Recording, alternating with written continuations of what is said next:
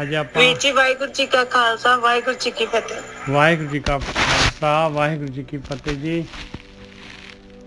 ਅੱਜ ਆਪਾਂ ਕਬੀਰ ਸਾਹਿਬ ਦੇ ਜਿਹੜੇ ਸ਼ਬਦ ਲੈ ਰਹੇ ਹਾਂ ਆਸਾ ਰਾਗ ਦੇ ਵਿੱਚ 480 ਅੰਗ ਦੇ ਉੱਤੇ 480 ਉਹ ਕਬੀਰ ਜੀ ਦਾ ਜਿਹੜਾ ਹੈਗਾ 19ਵਾਂ ਸ਼ਬਦ ਲਵਾਂਗੇ ਜੀ। ਆਸਾ ਇੱਕ ਤੁਕੇ ਚਾਰ ਹੈਗੇ ਇੱਕ ਤੁਕੇ ਇਸ ਤਰ੍ਹਾਂ ਦੇ ਜਿਹੜੇ ਹੈਗੇ ਕਬੀਰ ਜੀ ਦੇ। ਸਰਪਣੀ ਤੇ ਉੱਪਰ ਨਹੀਂ ਬਲੀਆ। ਹੁਣ ਇਹ ਕਬੀਰ ਜੀ ਜਿਹੜੇ ਹੈਗੇ ਆ ਕਿੰਨਾ ਵੱਡਾ ਗਿਆਨ ਦੇ ਰਹੇ ਆਪਾਂ ਨੂੰ ਕਿ ਸੰਸਾਰ ਦੇ ਵਿੱਚ ਇਸ ਮਾਇਆ ਤੋਂ ਉੱਪਰ ਕੋਈ ਤਾਕਤਵਰ ਨਹੀਂ ਹੈਗਾ। ਕੋਈ ਵੀ ਇਨਸਾਨ ਜਿਹੜਾ ਹੈਗਾ ਇਸ ਮਾਇਆ ਤੋਂ ਉੱਪਰ ਤਾਕਤ ਨਹੀਂ ਹੈਗੀ, ਉਹਦੀ ਤਾਕਤ ਵਾਲਾ ਨਹੀਂ ਹੈ ਮਾਇਆ ਤੋਂ ਉੱਪਰ। ਸਰਪਣੀ ਤੇ ਉੱਪਰ ਨਹੀਂ ਬਲੀਆ। ਇਹ ਸਪਣੀ ਜਿਹੜੀ ਹੈਗੀ ਆ ਇਹ ਸਾਰਿਆਂ ਨੂੰ ਖਾ ਜਾਂਦੀ ਆ।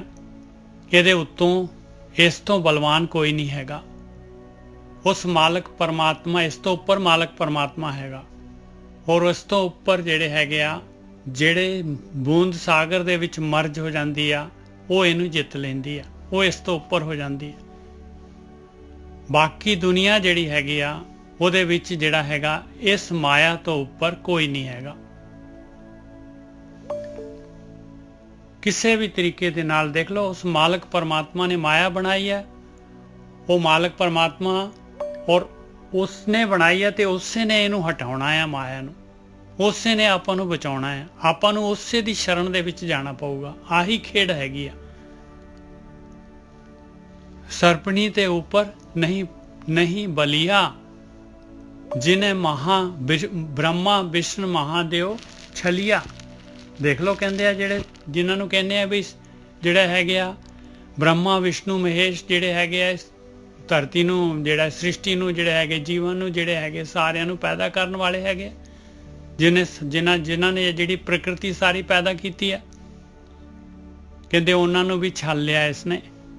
ਬ੍ਰਹਮਾ ਦਾ ਵੀ ਦੇਖ ਲਓ ਜਿਹੜੀ ਹੈ ਬ੍ਰਹਮਾ ਦੀ ਜਿਹੜੀ 4 ਮੂੰਹ ਵਾਲਾ ਬ੍ਰਹਮਾ ਹੈਗਾ ਉਹਦਾ ਜਿਹੜਾ ਹੈਗਾ ਕਿਸ ਤਰੀਕੇ ਦੇ ਨਾਲ ਮਹਾਦੇਵ ਨੇ ਉਹਦਾ ਜਿਹੜਾ ਹੈਗਾ ਸਿਰ ਹੀ ਵੱਢਤਾ ਸੀਗਾ। ਜਿਹਨੇ ਬ੍ਰਹਮਾ ਵਿਸ਼ਨ ਮਹਾਦੇਵ ਛਲਿਆ, ਉਹਨਾਂ ਨੂੰ ਵੀ ਛਲ ਲਿਆ ਇਸ ਮਾਇਆ ਨੇ। ਮਾਰ ਸਰਪਣੀ ਨਿਰਮਲ ਜਲ ਬੈਠੀ। ਜਿਨੇ ਤਿਰ ਭਵਨ ਡਸੀਲੇ ਗੁਰ ਪ੍ਰਸਾਦ ਡੀਠੀ ਰਹਾਓ। ਕਬੀਰ ਜੀ ਕਹਿੰਦੇ ਭਾਈ ਇਹ ਸਪਣੀ ਜਿਹੜੀ ਹੈਗੀ ਇਹ ਤਾਂ ਦੁਨੀਆ ਦੇ ਵਿੱਚ ਮਾਰੋ ਮਾਰ ਕਰੀ ਜਾ ਰਹੀ ਹੈ, ਮਾਰੋ ਮਾਰ ਕਰੀ ਜਾ ਰਹੀ ਹੈ। ਔਰ ਇੱਕ ਜਗ੍ਹਾ ਐਸੀ ਹੈ ਕਿ ਜਿੱਥੇ ਜਿਹੜੀ ਹੈਗੀ ਹੈ ਇਹ ਚੁੱਪ ਕਰਕੇ ਸ਼ਾਂਤ ਹੋ ਜਾਂਦੀ ਹੈ। ਉਹ ਹੈਗੀ ਸਾਧ ਸੰਗਤ, ਨਿਰਮਲ ਜਲ। ਜਿੱਥੇ ਨਿਰਮਲ ਜਲ ਹੈਗਾ। ਮਾਰ ਸਰਪਣੀ ਨਿਰਮਲ ਜਲ ਪੈਠੀ। ਜਿਨੇ ਤਿਰ ਭਵਨ ਡਸੀਲੇ ਗੁਰ ਪ੍ਰਸਾਦ ਡੀਠੀ ਰਹਾਓ। ਕਹਿੰਦੇ ਇਹ ਗੱਲ ਮੈਨੂੰ ਮੇਰੇ ਗੁਰੂ ਦੀ ਕਿਰਪਾ ਦੇ ਨਾਲ, ਮੇਰੇ ਗੁਰੂ ਦੇ ਪ੍ਰਸਾਦ ਦੇ ਨਾਲ ਆਪ ਮੈਂ ਇਹਨੂੰ ਦੇਖਿਆ ਵੀ ਇਹਦਾ ਚੰਗੀ ਤਰ੍ਹਾਂ ਜਿਹੜਾ ਹੈਗਾ ਇਹਦਾ ਜਿਹੜਾ ਹੈਗਾ ਪੂਰਾ ਜਿਹੜਾ ਹੈਗਾ ਇਹਦੇ ਇਨਸ ਐਂਡ ਆਊਟਸ ਜਿਹੜੇ ਹੈਗੇ ਇਹਦੇ ਅੰਦਰਲੀ ਜਿਹੜੀ ਹੈਗੀ ਇਹਦੀ ਟੈਕਨੀਕ ਕਿਵੇਂ ਕੰਮ ਕਰਦੀ ਆ, ਕੀ ਇਹਦੀ ਪਾਵਰ ਹੈਗੀ, ਸਾਰੀ ਦੀ ਸਾਰੀ ਪਾਵਰ ਕਹਿੰਦੇ ਮੇਰੇ ਗੁਰੂ ਨੇ ਮੈਨੂੰ ਸਮਝਾ ਦਿੱਤਾ ਭਾਈ ਕਿ ਇਸ ਤੋਂ ਉੱਪਰ ਜਿਹੜਾ ਕੋਈ ਬਲਵਾਨ ਹੈ ਨਹੀਂਗਾ। ਜੇ ਇਸ ਤੋਂ ਬਚਣਾ ਹੈਗਾ ਤੇ ਜਿਹੜਾ ਹੈਗਾ ਨਿਰਮਲ ਜਲ ਦੇ ਵਿੱਚ ਜਾਣਾ ਪਊਗਾ, ਗੁਰੂ ਦੀ ਸ਼ਰਨ ਲੈਣੀ ਪਊਗੀ, ਸਾਧ ਸੰਗਤ ਦੇ ਵਿੱਚ ਜਾਣਾ ਪਊਗਾ। ਸਰਪਣੀ ਤੇ ਉੱਪਰ ਨਹੀਂ ਬਲੀਆ। ਜਿਨ ਬ੍ਰਹਮਾ ਵਿਸ਼ਨ ਮਹਾਦੇਵ ਛਲਿਆ। ਮਾਰ ਸਰਪਣੀ ਨਿਰਮਲ ਜਲ ਪੈਠੀ। ਜਿਨ ਤਿਰ ਭਵਨ ਡਸੀਲੇ ਗੁਰ ਪ੍ਰਸਾਦ ਡੀਠੀ ਰਹਾਓ। ਜਿਨੇ ਸਰਪਣੀ ਕਿਆ ਕਹੋ ਭਾਈ। ਕਹਿੰਦੇ ਕਾਹਦੇ ਵਾਸਤੇ ਸਪਣੀ ਕਹਿ ਰਹੇ ਹੋ, ਕਿਉਂ ਇਸ ਤੋਂ ਡਰ ਰਹੇ ਹੋ ਭਾਈ। ਸਰਪਣੀ ਕਿਆ ਕਹੋ ਭਾਈ। ਜਿਨੇ ਸਾਚ ਪਛਾਣਿਆ ਤੈਨੇ ਸਰਪਣੀ ਖਾਈ। ਕਹਿੰਦੇ ਬਸ ਜਿਨੇ ਸੱਚ ਨੂੰ ਪਛਾਣ ਲਿਆ ਉਹਨੇ ਇਹ ਸਪਣੀ ਜਿੱਤ ਲਈ। ਔਰ ਸੱਚ ਨੂੰ ਪਛਾਣਨਾ ਜਿਹੜਾ ਹੈਗਾ ਉਹ ਸਾਧ ਸੰਗਤ ਦੇ ਵਿੱਚ ਸੱਚ ਹੀ ਪਛਾਣਿਆ ਜਾਂਦਾ ਹੈ ਭਾਈ। ਆ ਸੱਚ ਹੀ ਜਿਹੜਾ ਹੈਗਾ। ਹੁਣ ਕਬੀਰ ਸਾਹਿਬ ਆਪਾਂ ਨੂੰ ਗਿਆਨ ਦੇ ਰਹੇ ਸੱਚ ਦੇ ਬਾਰੇ, ਵੀ ਸਪਣੀ ਤੋਂ ਬਚਣਾ ਹੈ ਤੇ ਧਿਆਨ ਸਿਮਰਨ ਕਰਨਾ ਪਊਗਾ, ਗੁਰੂ ਦੀ ਸ਼ਰਨ ਲੈਣੀ ਪਊਗੀ। ਸਰਪਣੀ ਸਰਪਣੀ ਕਿਆ ਕਹੋ ਭਾਈ, ਜਿਨ ਸਾਚ ਪਛਾਨਿਆ ਤਿਨ ਸਰਪਣੀ ਖਾਈ। ਸਰਪਣੀ ਧਿਆਨ ਛੂਚ ਨਹੀਂ ਆਵਰਾ। ਕਹਿੰਦੇ ਸਰਪਣੀ ਤੋਂ ਕੋਈ ਨਹੀਂ ਬਚ ਸਕਿਆ, ਆਨ ਛੂਚ ਕੋਈ ਨਹੀਂ ਬਚ ਸਕਿਆ, ਹੋਰ ਕੋਈ ਵੀ ਸਿਰਫ ਬ੍ਰਹਮ ਗਿਆਨੀਆਂ ਤੋਂ ਇਲਾਵਾ, ਧਿਆਨ ਸਿਮਰਨ ਕਰਨ ਵਾਲਿਆਂ ਤੋਂ, ਨਾਮ ਅਭਿਆਸੀਆਂ ਤੋਂ, ਸਾਧ ਸੰਗਤ ਦੇ ਵਿੱਚ ਕਰਨ ਵਾਲਿਆਂ ਤੋਂ ਕਹਿੰਦੇ ਕੋਈ ਹੋਰ ਨਹੀਂ ਬਚ ਸਕਿਆ। ਓਹੋ ਹਾਂਜੀ, ਆਪਣਾ ਮਾਈਕ ਬੰਦ ਕਰ ਦਿਓ ਜੀ ਬੀਬੀ ਜੀ। ਇੱਕ ਸੈਕਿੰਡ ਜੀ, ਇਹਨਾਂ ਨੇ ਸੁਣਨਾ ਨਹੀਂ, ਫਿਰ ਮੁਸ਼ਕਲ ਹੋ ਜਾਏਗੀ।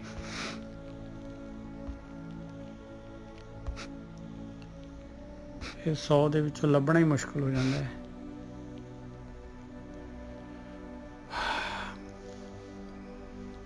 ਸਰਪਣੀ ਤੇ ਆਨ ਛੂਚ ਨਹੀਂ ਆਵਰਾ, ਸਰਪਣੀ ਜੀਤੀ ਕਹਾਂ ਕਰੇ ਜਮਰਾ। ਕਹਿੰਦੇ ਜਿਨ੍ਹਾਂ ਨੇ ਗੁਰੂ ਦੀ ਸ਼ਰਨ ਲੈ ਲਈ, ਜਿਨ੍ਹਾਂ ਨੇ ਸਾਧ ਸੰਗਤ ਕਰ ਲਈ, ਜਿਨ੍ਹਾਂ ਧਿਆਨ ਸਿਮਰਨ ਕਰ ਲਿਆ, ਸਰਪਣੀ ਜਿਨ੍ਹਾਂ ਨੇ ਜਿੱਤ ਲਈ, ਕਹਿੰਦੇ ਸਰਪਣੀ ਜੀਤੀ ਕਹਾਂ ਕਰੇ ਜਮਰਾ। ਕਹਿੰਦੇ ਜਮ ਕੀ ਕਰ ਸਕਦਾ ਉਹਨਾਂ ਦਾ, ਉਹਨਾਂ ਦਾ ਕਾਲ ਕੀ ਕਰ ਸਕਦਾ ਹੈ, ਉਹ ਕਿਵੇਂ ਉਹਨਾਂ ਨੂੰ ਜੂਨਾਂ 'ਚ ਪਾ ਸਕਦਾ ਹੈ। ਬਾਕੀ ਕੋਈ ਨਹੀਂ ਬਚਿਆ ਪਾਏ ਸਰਪਣੀ ਤੋਂ। ਸਰਪਣੀ ਧਿਆਨ ਛੂਚ ਨਹੀਂ ਆਵਰਾ, ਸਰਪਣੀ ਜੀਤੀ ਕਹਾ ਕਰੇ ਜਮਰਾ। ਇਹ ਸਰਪਣੀ ਤਾਂ ਕੀ ਕੀਤੀ ਹੋਈ।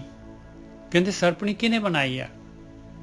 ਇਹ ਖੇਡ ਮਾਲਕ ਪਰਮਾਤਮਾ ਦੀ ਖੇਡ ਹੈ, ਉਹਦੀ ਮਰਜ਼ੀ ਹੈ ਕਿ ਖੇਡ ਬਣਾਤੀ ਉਹਨੇ ਆਪਣੇ ਚੋਂ। ਆਪਾਂ ਜਿਹੜੇ ਹੈਗੇ ਮਾਲਕ ਦਾ ਅੰਸ਼ ਹੈਗੇ ਆ, ਆਪਾਂ ਉਹਦੇ ਆਪਾਂ ਨੂੰ ਉਹਨੇ ਜਿਹੜਾ ਹੈਗਾ ਦੁਨੀਆ ਦੇ ਵਿੱਚ ਭੇਜਤਾ ਇਹ ਸਰਪਣੀ ਨੂੰ ਜਿੱਤਣ ਵਾਸਤੇ, ਇਹਦੇ ਨਾਲ ਖੇਡ ਕਰਨ ਵਾਸਤੇ। ਮਾਲਕ ਦੀ ਮਰਜ਼ੀ ਹੈਗੀ, ਆਪਾਂ ਤਾਂ ਕੁਝ ਵੀ ਨਹੀਂ ਕਰ ਸਕਦੇ। ਇਹ ਸਰਪਣੀ ਤਾਂ ਕੀ ਕੀਤੀ ਹੋਈ, ਉਸੇ ਮਾਲਕ ਨੇ ਸਰਪਣੀ ਬਣਾਈ ਹੈ। ਬਲ ਅਬਲ ਕਿਆ ਇਸ ਤੇ ਹੋਈ। ਕਹਿੰਦੇ ਉਹ ਜੋ ਕੁਝ ਵੀ ਪਾਵਰ ਹੈਗੀ ਆ, ਜਾਂ ਬਲ ਹੈਗਾ ਜਾਂ ਅਬਲ ਹੈਗਾ, ਕਹਿੰਦੇ ਉਹ ਸਾਰਾ ਕੁਝ ਮਾਲਕ ਪਰਮਾਤਮਾ ਦਾ ਹੀ ਦਿੱਤਾ ਹੋਇਆ ਹੈ। ਇਹਨੂੰ ਇਹ ਹਥਿਆਰ ਦਿੱਤੇ ਆ, ਡੇਂਜਰਸ ਜਿਹੜੇ ਹੈਗੇ ਹਥਿਆਰ, ਮਾਰ ਕਾਟ ਕਰਨ ਵਾਲੇ, ਸਾਰਿਆਂ ਨੂੰ ਜਿਹੜਾ ਹੈਗਾ ਮਟੀਆਂ ਮੇਟ ਕਰਨ ਵਾਲੇ, ਇਹ ਹਥਿਆਰ ਮਾਲਕ ਨੇ ਦਿੱਤੇ ਇਹਨੂੰ। ਇਹ ਸਰਪਣੀ ਤਾਂ ਕੀ ਕੀਤੀ ਹੋਈ, ਬਲ ਅਬਲ ਕਿਆ ਇਸ ਤੇ ਹੋਈ। ਇਹ ਬਸਤੀ ਤਾਂ ਬਸਤ ਸਰੀਰਾ। ਕਹਿੰਦੇ ਇਹ ਸਪਣੀ ਹੈ। ਜੇ ਇਨਸਾਨ ਦੇ ਅੰਦਰ ਮਾਇਆ ਵਰਤ ਰਹੀ ਆ ਤੇ ਉਹ ਸਰੀਰ ਦੇ ਨਾਲ ਜੁੜਿਆ ਰਹੂਗਾ। ਉਹ ਸਰੀਰ ਦੇ ਨਾਲ ਹੀ, ਸਰੀਰ ਨੂੰ ਖਿਲਾਊਗਾ, ਸਰੀਰ ਨੂੰ ਪੜਾਊਗਾ, ਸਰੀਰ ਦੇ ਨਾਲ ਹੀ ਸਾਰਾ ਕੁਝ ਸਰੀਰ ਦੇ ਵਾਸਤੇ ਕਰੂਗਾ। ਜੋ ਦੁਨੀਆ ਦੇ ਵਿੱਚ ਆਕਾਰ ਪਦਾਰਥ, ਰਿਸ਼ਤੇਦਾਰ, ਜੋ ਵੀ ਸਾਖ ਸੰਬੰਧੀ, ਜੋ ਵੀ ਆਪਣੇ ਦਿਸਦੇ ਇਹਨੂੰ, ਉਹਨਾਂ ਦੇ ਨਾਲ ਜੁੜਿਆ ਰਹੂਗਾ। ਇਹ ਬਸਤੀ ਤਾਂ ਬਸਤ ਸਰੀਰਾ, ਗੁਰ ਪ੍ਰਸਾਦ ਸਹਿਜ ਤਰੇ ਕਬੀਰਾ। ਜਿਨ੍ਹਾਂ ਨੂੰ ਗੁਰੂ ਮਿਲ ਗਏ, ਜਿਨ੍ਹਾਂ ਨੂੰ ਬ੍ਰਹਮ ਗਿਆਨ ਮਿਲ ਗਿਆ, ਜਿਨ੍ਹਾਂ ਨੂੰ ਸਾਧ ਸੰਗਤ ਮਿਲ ਗਈ, ਜਿਨ੍ਹਾਂ ਨੂੰ ਧਿਆਨ ਸਿਮਰਨ ਮਿਲ ਗਿਆ, ਕਹਿੰਦੇ ਉਹ ਜਿਹੜੇ ਹੈਗੇ ਸਹਿਜ ਸੁਭਾਏ ਸੁਖੈਨੀ ਜਿਹੜੇ ਹੈਗੇ ਇਹ ਸਰਪਣੀ ਨੂੰ ਬਸ 'ਚ ਕਰ ਲੈਂਦੇ ਆ, ਔਰ ਇਹ ਖੇਡ ਜਿਹੜੀ ਹੈਗੀ ਮਾਲਕ ਪਰਮਾਤਮਾ ਨੇ ਪਾਈ ਹੈ, ਇਹਨੂੰ ਜਿੱਤ ਲੈਂਦੇ। ਹਾਂਜੀ ਵੀਰ ਜੀ। ਹਾਂਜੀ ਵੀਰ ਜੀ, ਦੋ ਮਤਲਬ ਪਹਿਲਾਂ ਕਰਨੀਆਂ ਸਤਰਾਂ ਜੀ। ਹਾਂਜੀ, ਜਿਸ ਤਰ੍ਹਾਂ ਵੀ ਹਾਂਜੀ ਸੰਗਤ ਜੀ, ਵਾਹਿਗੁਰੂ ਜੀ ਕਾ ਖਾਲਸਾ, ਵਾਹਿਗੁਰੂ ਜੀ ਕੀ ਫਤਿਹ। ਹਾਂਜੀ ਸੰਗਤ ਜੀ, ਮਾਇਆ ਦੀ ਗੱਲ, ਸਰਪਣੀ, ਮਾਇਆ ਨੂੰ ਸਰਪਣੀ ਕਿਹਾ, ਸਾਰੀ ਬਾਣੀ ਵਿੱਚ ਹੀ ਸਰਪਣੀ ਕਿਹਾ ਮਾਇਆ ਨੂੰ। ਤੋ ਇਹਨੇ ਸਾਰੇ ਜਗਤ ਨੂੰ ਹੀ ਲਿਪਟਾਇਆ ਹੋਇਆ ਹੈ। ਤੋ ਇੱਕ ਤੁਕ ਆਉਂਦੀ ਹੈ, ਮਾਇਆ ਹੋਈ ਨਾਗਨੀ जगत रही लिपटाए, इसकी सेवा जो करे, जो इसकी सेवा करे ही फिर खाए। हाँ, जो इसकी सेवा करे तिसको ही, जो इसकी सेवा करे उसको ही फिर खाए। हाँ जी। तो मतलब यही है जी, ये सारी दुनिया इहने मतलब काबू कीती हुई आ। हरेक मतलब हरेक जीव, चाहे ਉਹਦੀ ਕੋਈ ਵੀ ਪੋਜੀਸ਼ਨ ਹੈਗੀ ਆ, ਈਵਨ ਜੋ ਧਾਰਮਿਕ ਬੰਦੇ ਆਪਾਂ ਕਹਿੰਨੇ ਲੱਗਦੇ ਹੈਗੇ, ਉਹਨਾਂ ਨੂੰ ਵੀ ਇਸਨੇ ਦੱਸਿਆ ਹੋਇਆ ਇਸ ਨੂੰ ਕਾਬੂ ਕਰਨਾ ਬਹੁਤ ਮੁਸ਼ਕਲ ਹੈਗਾ। ਤੋ ਅਸੀਂ ਸਾਰਾ ਜਗਤ ਇਹਦੀ ਸੇਵਾ ਹੀ ਕਰਦਾ ਗਾ। ਤੋ ਸੇਵਾ ਕਰਕੇ ਇਸ ਨੂੰ ਅਸੀਂ ਤਕੜੀ ਕਰ ਰਹੇ ਹਾਂ, ਪਾਲ ਰਹੇ ਹਾਂ, ਤੇ ਓਨਾ ਹੀ ਫਿਰ ਉਹਨੂੰ ਤੰਗ ਕਰਦੀ ਆ ਤੇ ਅਖੀਰ ਨੂੰ ਉਸ ਨੂੰ ਮਾਇਆ ਦੇ ਵਿੱਚ ਹੀ ਜੀਵ ਖਤਮ ਹੋ ਜਾਂਦਾ। ਪਰ ਇੱਕ ਹੋਰ ਇਹਦੇ ਵਿੱਚ ਦੱਸਿਆ ਸ਼ਬਦ ਦੇ ਵਿੱਚ ਕਿ ਜਿਹੜੀ ਮਾਇਆ ਜਿਹੜੀ ਹੈਗੀ ਆ ਇਹ ਪ੍ਰਭੂ ਨੇ ਪੈਦਾ ਕੀਤੀ ਆ। ਪ੍ਰਭੂ ਨੇ ਮਾਇਆ ਪੈਦਾ ਕੀਤੀ ਹੈ ਔਰ ਸਾਨੂੰ ਇਹਨੂੰ ਮਾਇਆ ਨਾਲ ਲੜਨ ਵਾਸਤੇ ਭੇਜਿਆ।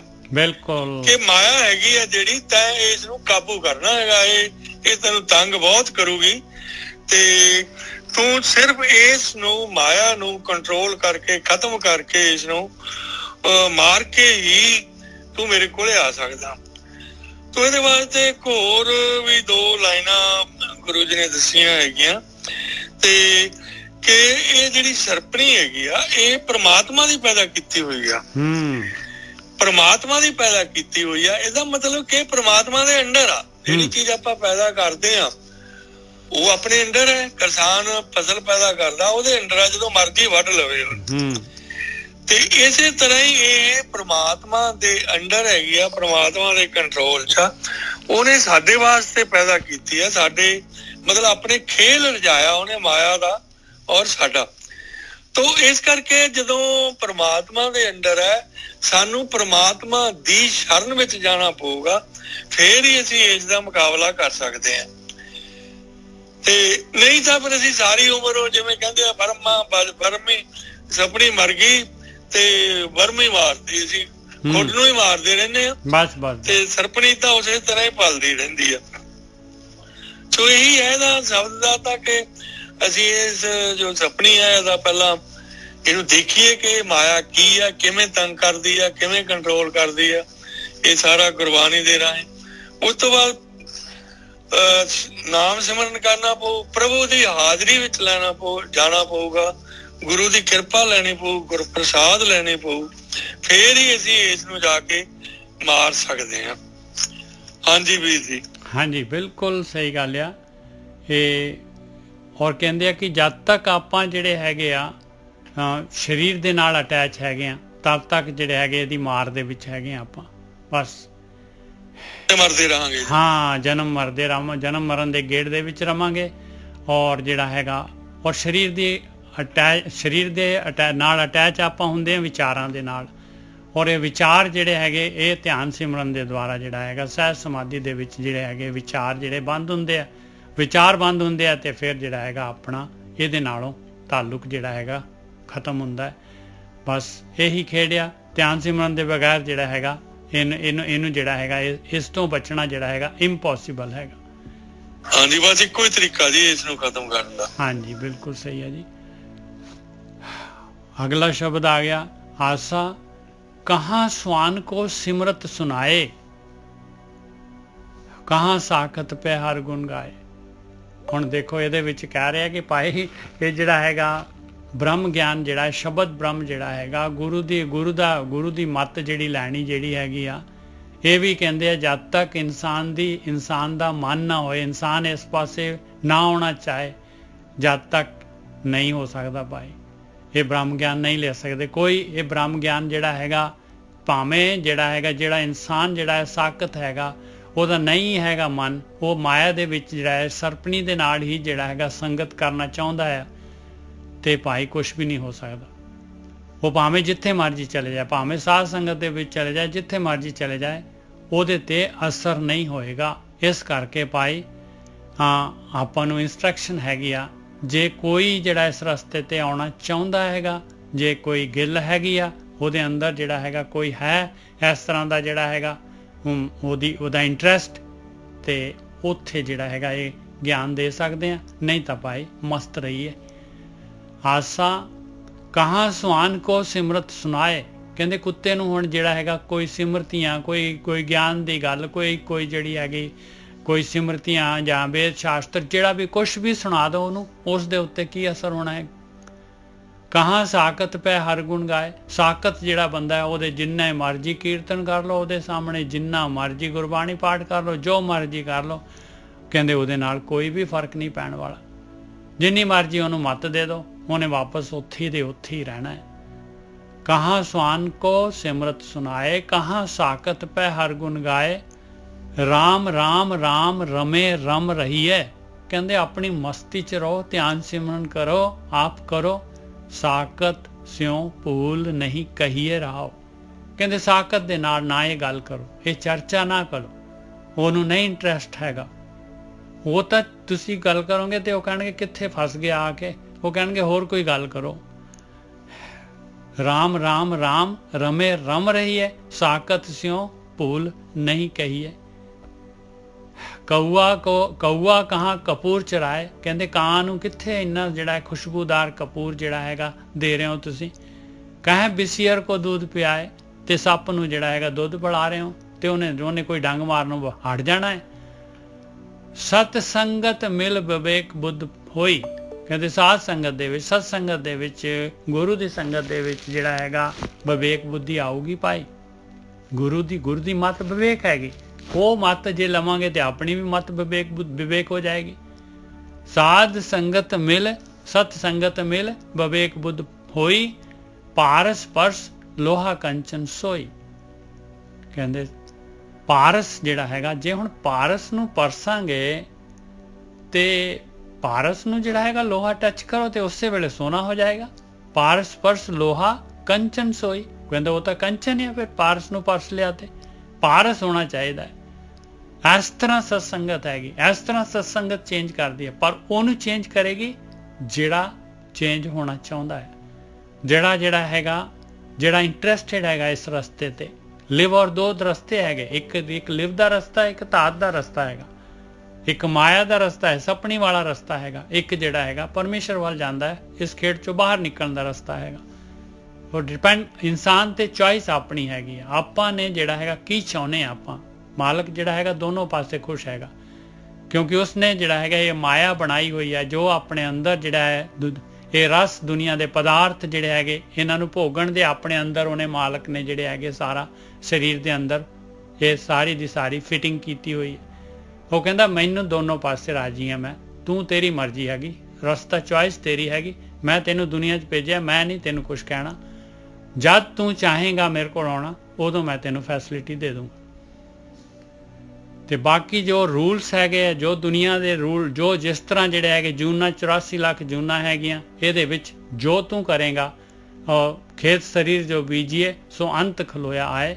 ਜੋ ਤੂੰ ਕਰੇਗਾ ਭਾਈ ਉਸ ਦੇ ਹਿਸਾਬ ਦੇ ਨਾਲ, ਰੂਲਾਂ ਦੇ ਹਿਸਾਬ ਦੇ ਨਾਲ ਤੇਰਾ ਫੈਸਲਾ ਹੋ ਹੀ ਜਾਣਾ ਹੈ। ਔਰ ਇਹ ਖੇਡ ਚੱਲਣੀ ਹੈ ਲੰਬੀ, ਤੇ ਮੈਨੂੰ ਕੋਈ ਪ੍ਰੋਬਲਮ ਨਹੀਂ ਹੈ, ਜਿੰਨੀ ਦੇਰ ਮਰਜ਼ੀ ਖੇਡ।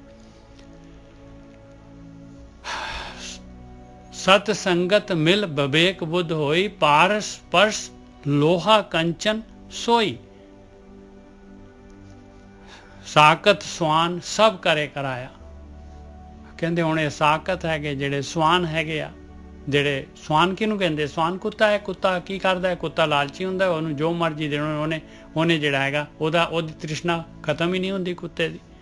ਜਦ ਮਰਜ਼ੀ ਦੇਖ ਲਓ ਕੁੱਤੇ ਨੂੰ, ਜਦ ਮਰਜ਼ੀ ਫੀਡ ਕਰ ਦੋ, ਉਹਨੇ ਖਾ ਜਾਣਾ ਹੈ। ਫਿਰ ਸਾਕਤ ਸਵਾਨ ਸਭ ਕਰੇ ਕਰਾਇਆ। ਕਹਿੰਦੇ ਸਾਰੇ ਦੇ ਸਾਰੇ ਮਾਲਕ ਦੀ ਖੇਡ ਹੈਗੀ ਆ ਪਾਏ। ਇਹ ਸਾਕਤ ਸਵਾਨ, ਨੈਗੇਟਿਵਿਟੀ, ਪੋਜ਼ਿਟਿਵਿਟੀ, ਇਹ ਡੁਐਲਿਟੀ ਦੀ ਖੇਡ ਹੈ। ਇਹ ਦੁਨੀਆ ਦੋ ਦੇ ਵਿੱਚ ਬਣੀ ਹੋਈ ਹੈ, ਰਾਤ ਦਿਨ ਸਾਰਾ ਜਿਹੜਾ ਹੈਗਾ, ਰੋਗ ਨਿਰੋਗ, ਸਾਰੀ ਜਿਹੜੀ ਹੈਗੀ ਖੁਸ਼ੀ ਗਮੀ, ਇਹ ਸਾਰੀ ਦੁਨੀਆ ਦੋ ਦੇ ਵਿੱਚ ਹੈਗੀ ਹੈ।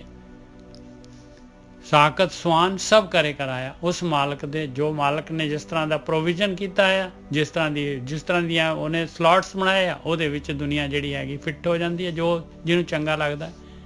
ਸਾਕਤ ਸਵਾਨ ਸਭ ਕਰੇ ਕਰਾਇਆ, ਜੋ ਤੁਰ ਲਿਖਿਆ ਸੋ ਕਰਮ ਕਮਾਇਆ। ਔਰ ਇਹਦੇ ਵਿੱਚ ਜਿਹੜੇ ਹੈਗੇ ਪਿਛਲੇ ਸੰਸਕਾਰ ਜ਼ਰੂਰ ਕੰਮ ਕਰਦੇ ਆ, ਕਿਉਂਕਿ ਪਹਿਲਾਂ ਜੋ ਆਪਾਂ ਕਰਕੇ ਆ ਰਹੇ ਉਹ ਆਪਣੀਆਂ ਜਿਹੜੀਆਂ ਹੈਗੇ ਲੀਹਾਂ ਬਣੀਆਂ ਹੋਈਆਂ ਆ, ਉਹ ਸੰਸਕਾਰ ਬਣ ਚੁੱਕੇ ਆ ਆਪਣੇ, ਉਹ ਟੇਸਟ ਬਣ ਚੁੱਕੇ ਆ ਆਪਣੇ। ਉਹਨਾਂ ਨੇ ਜ਼ਰੂਰ ਆਪਾਂ ਨੂੰ, ਜੇ ਆਪਾਂ ਉਸੇ ਲੀਹਾਂ ਚੱਲਾਂਗੇ ਉਹ ਹੋਰ ਡੀਪ ਹੋ ਜਾਣਗੀਆਂ, ਕਾਰਨਸ਼ੀਲ ਹੋਰ ਜ਼ਿਆਦਾ ਵੱਧ ਜੂਗਾ। ਤੇ ਜੋ ਵੀ ਆਪਾਂ ਐਕਸ਼ਨ ਕਰਦੇ ਆ ਉਹਦੇ ਨਾਲ ਜਿਹੜਾ ਹੈਗਾ ਆਪਣੀ ਜਿਹੜੀ ਹੈਗੀ ਫੀਲਡ ਬਣਦੀ ਆ, ਆਪਣੀ ਜਿਹੜੀ ਹੈਗੀ ਆ ਇਹ ਸੰਸਕਾਰ ਪੈਦਾ ਹੁੰਦੇ, ਬਣਦੇ ਆ ਸੰਸਕਾਰ। ਜੋ ਜਿੱਥੇ ਵੀ ਆਪਾਂ ਟਾਈਮ ਸਪੈਂਡ ਕਰਦੇ ਆ, ਜਿੱਥੇ ਵੀ ਆਪਣਾ ਮਨ, ਜਿੱਥੇ ਵੀ ਆਪਣੀ ਸੁਰਤ ਲੱਗਦੀ ਆ, ਉਹ ਕੰਮ ਜਿਹੜਾ ਹੈਗਾ ਆਪਣੇ ਅੰਦਰ ਘਰ ਕਰਦਾ। ਜੋ ਤੁਰ ਲਿਖਿਆ ਸੋ ਕਰਮ ਕਮਾਇਆ। ਇਸ ਤਰ੍ਹਾਂ ਜੋ ਪਹਿਲਾਂ ਆਪਾਂ ਕਰਕੇ ਆਏ ਆ ਉਹ ਲੀਹਾਂ ਦੇ ਉੱਤੇ ਹੀ ਆਪਾਂ ਚੱਲਾਂਗੇ। ਅੰਮ੍ਰਿਤ ਲੈ ਲੈ ਨੀਮ ਸਿੰਚਾਈ, ਕਹਿਤ ਕਬੀਰ ਵਾਕੋ ਸਹਿਜ ਨਾ ਜਾਏ। ਕਹਿੰਦੇ ਭਾਵੇਂ ਜਿੰਨਾ ਮਰਜੀ ਅੰਮ੍ਰਿਤ ਲੈ ਲਾ, ਨਿੰਮ ਨੂੰ ਪਾਈ ਜਾ ਪਾਈ ਜਾ ਪਾਈ ਜਾ ਲਗਾਤਾਰ। ਜਦ ਨਿੰਮ ਦੀਆਂ ਨਿਮੋਲੀਆਂ, ਨਿੰਮ ਦੇ ਪੱਤੇ ਲੱਗਣੇ ਆ ਪਾਏ, ਉਹ ਕੌੜੇ ਹੀ ਲੱਗਣੇ ਆ। ਉਹਦੇ ਜਿਹੜਾ ਹੈਗਾ ਉਹਦਾ ਗੁਣ ਨਹੀਂ ਜਾਣਾ, ਨਿੰਮ ਦਾ ਜਿਹੜਾ ਗੁਣ ਨਹੀਂ ਜਾਣਾ। ਹਾਂਜੀ ਵੀਰ ਜੀ। ਹਾਂਜੀ ਵੀਰ ਜੀ, ਹਾਂਜੀ ਸੰਗਤ ਜੀ, ਇਹਦੇ ਵਿੱਚ ਇਹੀ ਦੱਸਿਆ ਹੋਇਆ ਕਿ ਜਿਵੇਂ ਆਪਾਂ ਕਹਿੰਦੇ ਆ ਕਿ ਮੱਝ ਦੇ ਅੱਗੇ ਬੀਨ ਵਜਾਉਣ ਦਾ ਕੋਈ ਫਾਇਦਾ ਨਹੀਂ। ਸੱਪ ਤਾਂ ਕੰਟਰੋਲ ਹੋ ਸਕਦਾ, ਲੇਕਿਨ ਮੱਝ ਤੇ ਨਹੀਂ ਕੋਈ ਅਸਰ ਹੁੰਦਾ। ਇਸੇ ਤਰ੍ਹਾਂ ਹੀ ਇਹਨਾਂ ਨੇ ਜੋ ਰੱਬ ਤੋਂ ਟੁੱਟੇ ਹੋਏ ਬੰਦੇ ਆ, ਮਾੜੀ ਕਿਸਮਤ ਵਾਲੇ, ਮਾੜੇ ਲੇਖਾਂ ਵਾਲੇ, ਉਹਨਾਂ ਦੀਆਂ ਐਗਜ਼ਾਮਪਲਾਂ ਦਿੱਤੀਆਂ ਨੇ। ਕਿਤੇ ਤਾਂ ਉਹਨਾਂ ਨੂੰ ਸਵਾਨ ਕਿਹਾ, ਔਰ ਕਿਤੇ ਉਹਨਾਂ ਨੂੰ ਕਊਆ ਕਿਹਾ, ਕਿਤੇ ਵਿਸ਼ੇਰ ਕਿਹਾ, ਸੱਪ ਕਿਹਾ ਗਾ। ਤੋ ਉਹਨਾਂ ਨੂੰ ਮਤਲਬ ਜਿਹੜੇ ਇਸ ਤਰ੍ਹਾਂ ਦੇ ਬੰਦੇ ਹੈਗੇ ਆ, ਜਿਹੜੇ ਤਾਂ ਦੇਖੋ ਇਹ ਜੂਨਾਂ ਨੇ, ਕੁੱਤੇ ਦੀ ਜੂਨ ਆ ਜਾਂ ਕਾਂ ਦੀ ਆ ਜਾਂ ਸੱਪ ਦੀ ਆ, ਉਹ ਤਾਂ ਆਪਣਾ ਭੁਗਤ ਰਹੇ ਆ ਪਿਛਲੇ ਜੋ ਕੀਤੇ ਹੋਏ ਆ। ਉਹ ਕਰਮ ਨਹੀਂ ਉਹਨਾਂ ਦੇ ਬਣਦੇਗੇ। ਤੇ ਲੇਕਿਨ ਇਨਸਾਨ ਜਿਹੜਾ ਅਗਰ ਇਨਸਾਨ ਹੋ ਕੇ ਵੀ ਉਹਨਾਂ ਦੀ ਤਰ੍ਹਾਂ ਕੰਮ ਕਰੇ ਜਿਸ ਤਰ੍ਹਾਂ ਉਹ ਕਰਦੇ ਆ, ਤੇ ਉਹ ਫਿਰ ਉਹ ਬਹੁਤ ਗਲਤ ਹੈਗਾ। ਉਹਦਾ ਨਤੀਜਾ ਬਹੁਤ ਫਿਰ ਦੁਬਾਰਾ ਉਸੇ ਜੂਨਾਂ ਵਿੱਚ ਹੀ ਉਹਨਾਂ ਨੂੰ ਜਾਣਾ ਪੈਂਦਾ ਗਾ। ਤੋ ਇਸ ਕਰਕੇ ਕਹਿੰਦੇ ਅਗਰ ਕੋਈ ਇਸ ਤਰ੍ਹਾਂ ਦੇ ਬੰਦੇ ਹੈਗੇ ਆ, ਸਵਾਨ ਦੀ ਤਰ੍ਹਾਂ ਕੋਈ ਬੰਦੇ ਹੈਗੇ ਆ, ਮਤਲਬ ਕੁੱਤੇ ਦੀਆਂ ਤਰ੍ਹਾਂ ਆਦਤਾਂ ਹੈਗੀਆਂ, ਤੇ ਉਹ ਜਿਹੇ ਬੰਦਿਆਂ ਨੂੰ ਕੋਈ ਸਿਮਰਤ ਸੁਣਾਏ, ਮਤਲਬ ਗਿਆਨ ਦੀ ਚਰਚਾ, ਗਿਆਨ ਦੀ ਗੱਲ ਕੋਈ ਦੱਸੇ, ਤਾਂ ਉਹਦਾ ਕੋਈ ਫਾਇਦਾ ਨਹੀਂ ਹੈਗਾ। ਉਹ ਤੇ ਅਸਰ ਹੀ ਕੋਈ ਨਹੀਂ ਹੈਗਾ। ਉਹਦੇ ਨਾਲ ਤਾਂ ਤੁਹਾਡਾ ਆਪਣਾ ਨੁਕਸਾਨ ਹੋ ਜਾਏਗਾ। ਤੇ ਕਹਾਂ ਸਾਖਤ ਪੈ ਹਰ ਗੁਣ ਗਾਏ, ਤੋ ਸਾਖਤ ਜਾਂ ਸਵਾਨ ਇੱਕੋ ਹੀ ਚੀਜ਼ ਆ। ਇਹਨਾਂ ਨੂੰ ਮਤਲਬ ਨਾਮ ਸਿਮਰਨ ਦੀ, ਧਰਮ ਦੀ ਕੋਈ ਗੱਲ ਕਹਿਣ ਦਾ ਕੋਈ ਫਾਇਦਾ ਨਹੀਂ ਹੈਗਾ, ਕਿਉਂਕਿ ਉਹਨਾਂ ਦਾ ਕੋਈ ਅਸਰ ਹੀ ਨਹੀਂ ਹੈਗਾ। ਉਹਨਾਂ ਦੇ ਲੇਖ ਹੀ ਨਹੀਂ ਲਿਖੇ, ਉਹਨਾਂ ਦੀ ਕਿਸਮਤ ਵਿੱਚ ਹੀ ਇਹ ਨਹੀਂ ਹੈਗਾ ਤੇ ਕਿ ਉਹ ਇਸ ਚੀਜ਼ ਦਾ ਫਾਇਦਾ ਉਠਾਉਣ। ਇਸ ਕਰਕੇ ਉਹਨਾਂ ਤੇ ਕੋਈ ਬਹੁਤਾ ਉਹ ਮਤਲਬ ਤਰਸ ਕਰਨ ਦਾ ਫਾਇਦਾ ਨਹੀਂ ਹੈਗਾ, ਕਿਉਂਕਿ ਉਹ ਉਹਨਾਂ ਦੇ ਕਰਮਾਂ ਵਿੱਚ ਹੀ ਨਹੀਂ ਹੈਗਾ। ਤੇ ਅਗਲੇ ਫਿਰ ਕਹਿ ਰਹੇ ਆ ਗੁਰੂ ਜੀ, ਰਾਮ ਰਾਮ ਰਾਮ ਰਮੇ ਰਮ ਰਹੀਆ, ਸਾਖ ਸਿਉ ਭੁੱਲ ਨਹੀਂ ਗਿਆ। ਤੋ ਆਪਾਂ ਨੂੰ ਕੌਸ਼ਨ ਕਰ ਰਹੇ ਆ ਵੀ ਉਹ ਸਾਖਤ ਟੁੱਟੇ ਹੋਏ, ਰੱਬ ਨੂੰ ਟੁੱਟੇ ਹੋਏ ਬੰਦੇ ਨੂੰ ਨਸੀਹਤ ਦੇਣ ਦਾ ਕੋਈ ਫਾਇਦਾ ਨਹੀਂ ਕੋਈ। ਉਹਦੀ ਬਜਾਏ ਤਾਂ ਹੈ ਤੂੰ ਆਪਣਾ ਹੀ ਸੁਧਾਰ ਕਰ। ਹਾਂਜੀ, ਇਹਦੇ ਵਿੱਚ ਆਪਣਾ ਹੀ ਨਾਮ ਸਿਮਰਨ ਦੇ ਉੱਤੇ ਤੂੰ ਚੱਲ। ਵੀਰ ਜੀ ਇਹਦੇ ਵਿੱਚ ਨਾ ਕਬੀਰ ਜੀ ਇੱਕ ਜਗ੍ਹਾ ਤੇ ਕਹਿੰਦੇ ਆ, ਕਬੀਰ ਜੀ ਕਹਿੰਦੇ ਆ, ਕਹਿੰਦੇ ਕਿ औरन को उपदेशते मुख में पर है रेत। कबीर औरन को उपदेशते मुख में पर है रेत, रास बिरानी राखते खाया घर का खेत। ਕਹਿੰਦੇ ਬਗਾਨੀ ਫਸਲ ਦੇ ਵਿੱਚ ਬੀਜਦੇ ਤੂੰ ਆਪਣਾ ਹੀ ਜਿਹੜਾ ਹੈਗਾ, ਆਪਣੀ ਵੀ ਜਿਹੜੀ ਫਸਲ ਜਿਹੜੀ ਹੈ ਉਜਾੜ ਲੈਣੀ ਹੈ। ਹਾਂਜੀ, ਆਪਣਾ ਹੀ ਨੁਕਸਾਨ ਕਰ ਲਿਆ। ਹਾਂਜੀ ਹਾਂਜੀ। ਤੇ ਉਹ ਤਾਂ ਮਤਲਬ ਦੇਖੋ ਨੈਚੁਰਲ ਹੈ ਕਿ ਤੁਸੀਂ ਸਾਖਤ ਨੂੰ ਜਾਂ ਟੁੱਟੇ ਹੋਏ ਬੰਦੇ ਨੂੰ ਗਿਆਨ ਦਿੰਦੇ ਹੋ, ਉਹ ਕੁਛ ਹੋਰ ਕਹਿੰਦਾ ਹੈਗਾ, ਗਲਤ ਕਹਿੰਦਾ ਹੈਗਾ ਤੁਹਾਨੂੰ, ਉਹਦੇ ਨਾਲ ਤੁਸੀਂ ਦੁਖੀ ਹੋਵੋਗੇ। ਔਰ ਤੁਹਾਡੀ ਆਪਣੀ ਜੋ ਤੁਹਾਡਾ ਆਪਦਾ ਮਨ ਹੈਗਾ, ਆਪਦੀ ਤੁਹਾਡੀ ਕੋਈ ਅਨੁਭਵ ਹੈ, ਅਭਿਆਸ ਹੈ, ਤੇ ਤੁਸੀਂ ਉਹਦੇ ਨਾਲ ਅਗਰ ਮੱਥਾ ਮਾਰਦੇ ਰਹੋਗੇ ਤੇ ਤੁਹਾਡਾ ਹੀ ਨੁਕਸਾਨ ਹੋ ਗਿਆ, ਤੁਹਾਡੀ ਫਸਲ ਹੀ ਖਰਾਬ ਹੋ। ਤਾਂ ਬੈਟਰ ਆ ਉਹਦੇ ਨਾਲੋਂ ਤੁਸੀਂ ਆਪਣਾ ਹੀ ਸੁਧਾਰੋ, ਇੰਨਾ ਹੀ ਬਹੁਤ ਹੈ। ਤੇ ਅਗਰ ਅਸੀਂ ਵੀ ਸਾਰੇ ਆਪੋ ਆਪਣਾ ਹੀ ਸੁਧਾਰ ਲਈਏ, ਇੰਨਾ ਹੀ ਬਹੁਤ ਹੈਗਾ। ਤੇ ਅਗਲੇ ਇਹ ਰਾਹੋਂ ਦੀ ਪੰਕਤੀ ਆ, ਰਾਹੋਂ ਦੀ ਪੰਕਤੀ ਇਹੀ ਦੱਸਦੀ ਆ ਵੀ ਕਿਤੇ ਭੁੱਲ ਕੇ ਵੀ, ਗਲਤੀ ਨਾਲ ਵੀ ਕਿਤੇ ਮਤਲਬ ਜਿਹੜੇ ਸਾਖਤ ਬੰਦੇ ਆ ਉਹਨੂੰ ਤੁਸੀਂ ਕਿਤੇ ਗਿਆਨ ਦੇਣ ਨਾ ਲੱਗ ਜਾਓ। ਇਹਦੇ ਵਿੱਚ ਬਾਣੀ ਕਹਿੰਦੀ ਵੀ ਆ ਵੀ ਸਾਖਤ ਤੋਂ ਤਾਂ ਦੂਰ ਹੀ ਰਹੋ, ਕਿਤੇ ਗਲਤੀ ਨਾਲ ਵੀ ਸਾਖਤ ਦਾ ਸੰਗ ਹੀ ਨਾ ਕਰੋ। ਤੁਸੀਂ ਸਾਖਤ ਦਾ ਸੰਗ ਕਰੋਗੇ ਉਹਦੇ ਤੇ ਅਸਰ ਨਹੀਂ ਹੋਣਾ, ਤੁਹਾਡੇ ਤੇ ਉਹਦਾ ਅਸਰ ਹੋ ਜਾਊਗਾ, ਇਹਦੇ ਵਿੱਚ ਤੁਹਾਡਾ ਨੁਕਸਾਨ ਹੋਊਗਾ। ਵੀਰ ਜੀ ਇਹਦੇ ਵਿੱਚ ਇੱਕ ਗੱਲ ਆਪਾਂ ਨੂੰ ਖਿਆਲ ਰੱਖਣਾ ਹੈ ਬਈ ਜਿਹੜਾ ਹੈਗਾ ਕੋਈ ਬੰਦਾ ਜਿਹੜਾ ਹੈਗਾ ਇੰਟਰਸਟਿਡ ਹੈਗਾ ਨਾ, ਜਿਹਦੇ ਅੰਦਰ ਜਿਹੜਾ ਹੈਗਾ, ਜਿਹਦਾ ਹਿਰਦਾ ਨਰਮ ਹੈ, ਜਿਹੜਾ ਚਾਹੁੰਦਾ ਹੈ ਨਿਕਲਣਾ ਇਸ ਫੀਲਡ ਤੋਂ, ਉਹਨੂੰ ਜ਼ਰੂਰ ਜਿਹੜਾ ਹੈਗਾ ਆਪਾਂ ਨੇ ਇਹ ਨਹੀਂ ਗਮਰੋੜ ਨਹੀਂ ਹੋਣਾ ਕਿ ਆਪਾਂ ਨੇ ਜਿਹੜਾ ਹੈਗਾ ਆਪਣਾ ਹੀ ਕੰਮ ਕਰਨਾ ਹੈ, ਆਪਣਾ ਹੀ ਜਿਹੜਾ ਹੈਗਾ ਆਪਣਾ ਹੀ ਆਪਣਾ ਕਰਨਾ ਹੈ, ਦੂਸਰੇ ਨੂੰ ਜਿਹੜਾ ਹੈਗਾ ਆਪਾਂ ਨੇ ਨਹੀਂ ਪਾਏ। ਇਹ ਮਾਲਕ ਦਾ ਹੁਕਮ ਹੈ ਬਈ ਗੁਰ ਸਤਿਗੁਰ ਕਾ ਜੋ ਸਿੱਖ ਖਾਏ ਸੋ ਭਲ ਕੇ ਉਠਾਰ ਨਾਮ ਤੇ ਆਵੈ। ਉਸ ਦੇ ਲਾਸਟ ਦੇ ਵਿੱਚ ਆਉਂਦਾ ਜਨ ਨਾਨਕ ਧੂੜ ਮੰਗੇ ਤਿਸ ਗੁਰ ਸਿੱਖੀ ਜੋ ਆਪ ਜਪੈ ਔਰਾ ਨਾਮ ਜਪਾਵੇ। ਉਹ ਜਿਹੜਾ ਹੈਗਾ ਕੰਮ ਜ਼ਰੂਰ ਕਰਨਾ। ਹਾਂਜੀ ਵੀਰ। ਹਾਂਜੀ, ਮਤਲਬ ਜਿੱਥੇ ਕੋਈ ਉਸਦਾ ਗੁਨਾਹ ਦਾ ਕੋਈ ਗਾਹਕ ਹੈਗਾ ਤੇ ਉੱਥੇ ਤਾਂ ਤੁਸੀਂ ਮਦਦ ਕਰਨੀ ਆ ਉਹਦੀ, ਜਿਸ ਤਰ੍ਹਾਂ ਵੀ ਕਰ ਸਕਦੇ ਹੋ। ਤੇ ਪਰ ਕੋਈ ਜੇ ਗੁਨਾਹ ਦਾ ਗਾਹਕ ਹੀ ਨਹੀਂ ਹੈਗਾ ਤੇ ਫਿਰ ਤਾਂ ਤੁਹਾਨੂੰ ਉਹਦਾ ਫਾਇਦਾ ਨਹੀਂ, ਕੋਈ ਨੁਕਸਾਨ ਹੀ ਹੈਗਾ।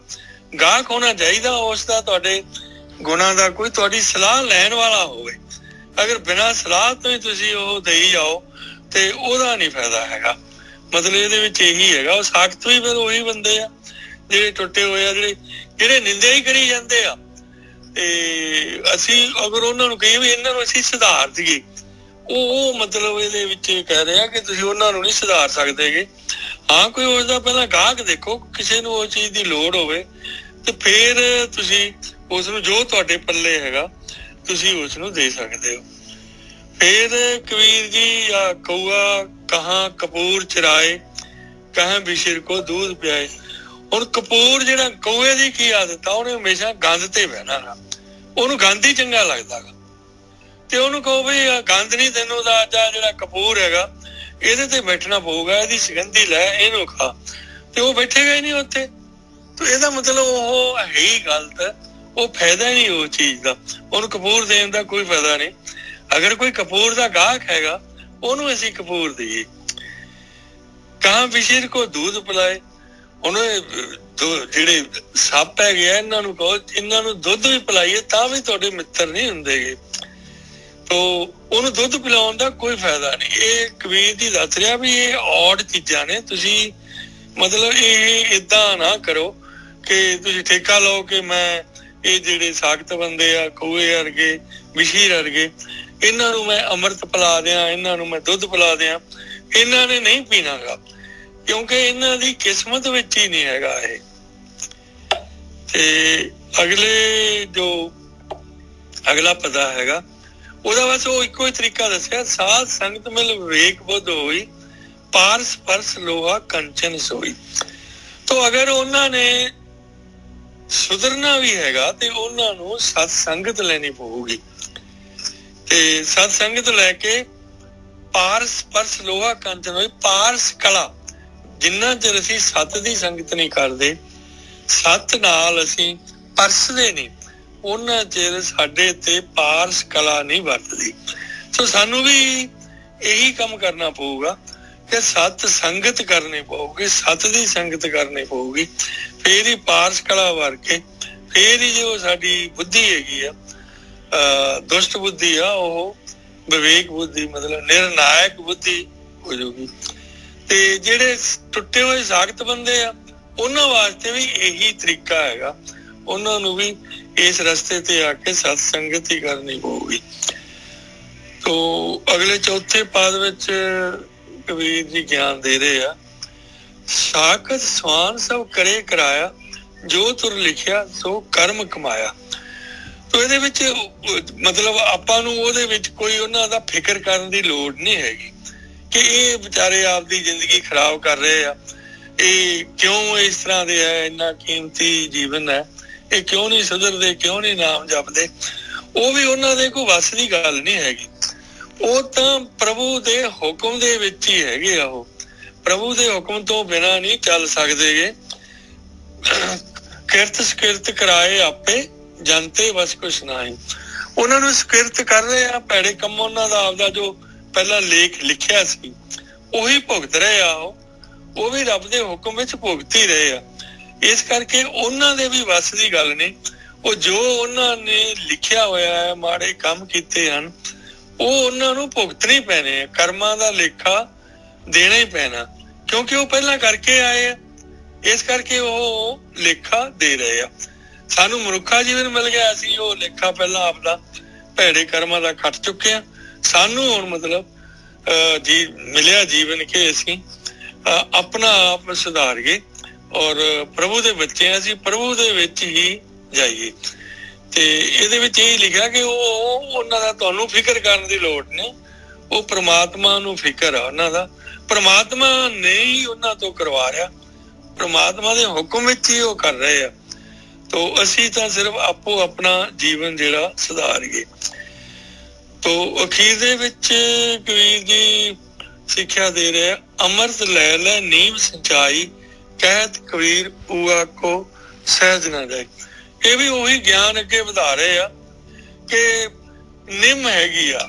ਹੁਣ ਨਿੰਮ ਦਾ ਮਤਲਬ ਕੀ ਸੁਭਾਅ ਕਿ ਕੌੜਾ ਗਾ, ਜਾਨੀ ਬਿੱਖ ਦੱਸੀ ਆ ਇਹਦੇ ਵਿੱਚ ਕਿ ਜ਼ਹਿਰ, ਜ਼ਹਿਰੀਲਾ ਸੁਭਾਅ। ਹੁਣ ਜ਼ਹਿਰ ਦੇ ਉੱਤੇ ਅਗਰ ਅਸੀਂ ਅੰਮ੍ਰਿਤ ਵੀ ਪਾ ਦਈਏ, ਅੰਮ੍ਰਿਤ ਮਿਲਾ ਦਈਏ, ਤਾਂ ਉਹਦਾ ਜ਼ਹਿਰੀਲਾਪਨ ਨਹੀਂ ਜਾਣਾਗਾ।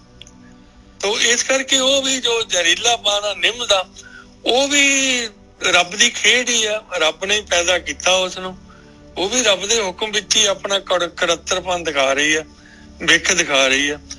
ਤੇ ਇਹੀ ਕਬੀਰ ਜੀ ਦੱਸ ਰਹੇ ਆ ਕਿ ਇਹਨਾਂ ਤੇ ਕੋਈ ਬਹੁਤਾ ਅੰਮ੍ਰਿਤ ਤੁਹਾਨੂੰ ਲੋੜ ਨਹੀਂ ਹੈਗੀ ਇਹਨਾਂ ਨੂੰ ਅੰਮ੍ਰਿਤ ਦੇਣ ਦੀ, ਕਿ ਇਹਨਾਂ ਦੀ ਤੁਸੀਂ ਅੰਮ੍ਰਿਤ ਦੇ ਕੇ ਬਿੱਖ ਦੂਰ ਕਰ ਦਿਓਗੇ।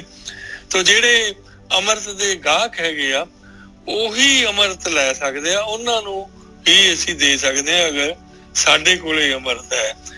ਤੋ ਉਹ ਤਾਂ ਜੋ ਜੂਨਾਂ ਹੈਗੀਆਂ ਸਾਖਤ ਦੀਆਂ ਜੂਨਾਂ ਨੇ, ਉਹਨਾਂ ਨੂੰ ਨਹੀਂ ਸੁਧਰ ਹੋ ਸਕਦਾ, ਉਹ ਉਹਨਾਂ ਸਹਿਜ ਨਹੀਂ ਆ ਸਕਦਾ। ਉਹਨਾਂ ਨੇ ਤਾਂ ਆਪਣਾ ਜੋ ਮਨ ਬਚ ਕਰਮ ਕਰਕੇ ਪਿੱਛੇ ਲਿਖਿਆ ਹੈਗਾ ਉਹ ਭੁਗਤ ਰਹੇ, ਆਪਦਾ ਬਸ ਭੁਗਤ ਰਹੇ, ਆਪਦੀ ਜੂਨ ਭੁਗਤ ਰਹੇ ਆ। ਅਸੀਂ ਆਪਦੀ ਜੂਨ ਆਪਦੇ ਮਨ ਬਚ ਕਰਮ ਕਰਕੇ ਜਿਹੜੇ ਸਾਡੇ ਲੇਖ ਬਣਦੇ ਆ, ਅਸੀਂ ਉਸ ਤੇ ਧਿਆਨ ਕਰੀਏ, ਬਾਤ ਕਰੀਏ ਕਿ ਅਸੀਂ ਮਨ ਨਾਲ ਕਿਹੜੇ ਬਚਨ ਸੋਚਦੇ ਆ, ਕਰਮ ਨਾਲ ਅਸੀਂ ਕਿਹੜੇ ਮਤਲਬ ਕਰਮ ਕਰਦੇ ਆ, ਐਕਚੁਅਲੀ ਹੱਥਾਂ ਪੈਰਾਂ ਨਾਲ ਤੇ ਜਾਂ ਜ਼ੁਬਾਨ ਨਾਲ, ਤੇ ਮਨ ਨਾਲ ਬਚਨ ਕਿਹੜੇ ਬੋਲਦੇ ਆ। ਅਸੀਂ ਇਸ ਤੇ ਆਪਦਾ ਪਹਿਰਾ ਦੇ ਕੇ ਆਪਣਾ ਜੀਵਨ ਹੀ ਸੁਧਾਰੀਏ। ਕਿਸੇ ਦੀ ਜੋ ਵੀ ਰੱਬ ਦੇ ਹੁਕਮ ਵਿੱਚ, ਸਭ ਰੱਬ ਦੇ ਹੁਕਮ ਵਿੱਚ ਚੱਲ ਰਿਹਾ, ਸਾਨੂੰ ਚਿੰਤਾ ਕਰਨ ਦੀ ਲੋੜ ਨਹੀਂ। ਸਾਨੂੰ ਸਿਰਫ ਆਪਣਾ ਜੀਵਨ ਸੁਧਾਰਨ ਤੇ ਹੀ ਸਾਨੂੰ ਸਾਰਾ ਧਿਆਨ ਦੇਣਾ ਚਾਹੀਦਾ।